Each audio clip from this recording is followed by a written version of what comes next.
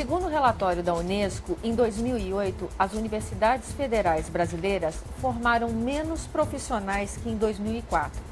Mas os problemas não se restringem apenas à formação de nível superior. A Academia de Ciência Brasileira informa: a média de escolaridade do brasileiro de 15 anos de idade é de 4 anos e meio.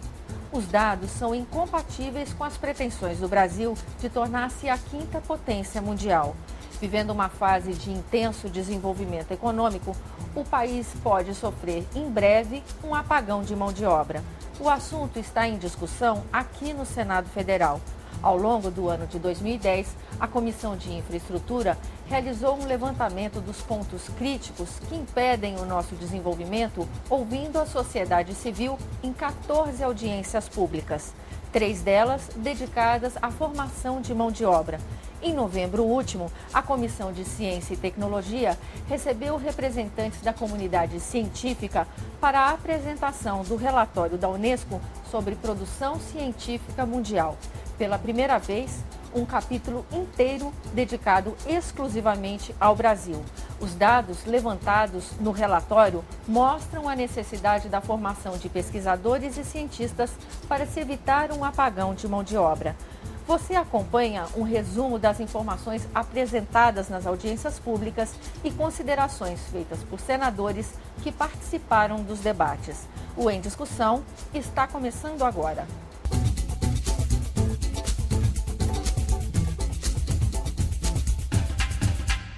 Copa do Mundo em 2014, Olimpíadas em 2016 e o nosso próprio desenvolvimento econômico agravam questões antigas de infraestrutura.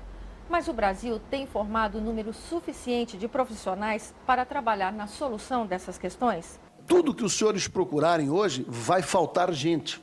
Vai faltar gente hoje e vai faltar gente amanhã, ainda muito mais. Porque esses nossos 180 milhões de pessoas não são suficientes para dar suporte a um nível de tecnologia, a um nível de infraestrutura que nós gostaríamos de ter. Mesmo na exportação, voltamos a ter uma demanda por trabalho qualificado maior do que as condições que nós estamos tendo de formar essas pessoas. Nas engenharias, nós temos uma situação bastante desfavorável quando comparados com economias em desenvolvimento, dos países do BRIC. A Índia está formando 220 mil engenheiros por ano, 6 vezes a mais de 6 vezes a mais, quase 7 vezes a mais que o Brasil. A Rússia, 5 vezes a mais. A China, então, nem se fala. Nós detectamos que a falta de mão de obra qualificada é o principal gargalo hoje da nossa infraestrutura. Portos, aeroportos, energia, pré-sal, estradas. Nós precisamos efetivamente investir na logística e na infraestrutura. Só que para você desenvolver infraestrutura, tem que ter recursos humanos, tem que ter gente competente e qualificada para isso. Tomando um crescimento de 3% ao ano do PIB, em 2012 a economia brasileira iria requerer mais 60 mil engenheiros, além dos 211 mil de 2008. Em 2015, que é o último ano da nossa projeção, seriam mais 120 mil engenheiros, além dos 200 e poucos mil atualmente empregados. Ou seja, você teria um crescimento de aproximadamente 50% no requerimento de engenheiros para as atividades produtivas da economia brasileira. Hoje, estaleiros por todo o Brasil estão sendo construídos. E o Brasil forma, por ano, 30 engenheiros navais. Calcula-se que para cada $1 milhão empregados em novos investimentos é preciso agregar um novo engenheiro. Diante dos planos e das perspectivas de crescimento do país, milhares de novos engenheiros e técnicos serão necessários.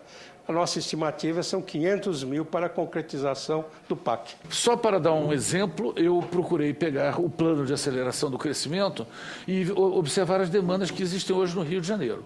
O polo petroquímico de São Gonçalo, que em sua fase final terá a oferta de 212 mil postos de trabalho.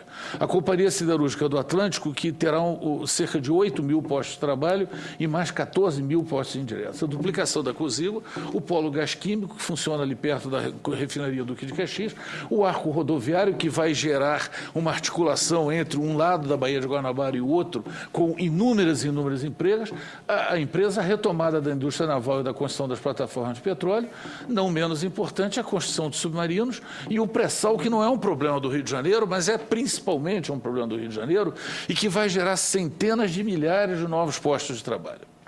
E aí nós chegamos a uma conclusão. Cada vez nós vamos ter mais empregos técnicos em todos os níveis, do chão de fábrica à concepção de novas tecnologias. Nós estamos, evidentemente, não podemos deixar de reconhecer, avançando na área da ciência e tecnologia, mas estamos avançando numa velocidade que está nos deixando cada vez mais afastados dos países que lideram o conhecimento, que é, sem sombra de dúvida, hoje, o que define a capacidade de um país se tornar player ou líder mundial ou não. É a era do conhecimento que nós estamos vivendo hoje. Não adianta o programa de aceleração do crescimento, não adianta a gente colocar recursos para que efetivamente essas obras saiam.